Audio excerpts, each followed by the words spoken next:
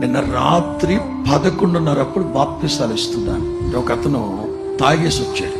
అతను వచ్చేటప్పుడే గత్తని కొట్టి అడిగాను, మరే తాగేసి వచ్చావు, ఇప్పుడు బాప్తిసం పొందితే ఎట్లా? ఇదిగో కుదరదు, కానీ ఆఖరి రోజు ఆదివారం పొందమన్నా. ఆయన అన్నాడు, ప్రభు నాతో సూటిగా మాట్లాడాడు, తేటగా మాట్లాడాడు. ఎప్పుడు? ఇందాకే. ఏం జరిగిందన్నా, భార్యను ఇక్కడ వదిలిపెట్టి, ప్రార్థనలో వదిలిపెట్టి లేమల్లి సెంటర్కి వెళ్ళి ఫుల్గా తాగేసి వచ్చాడంట.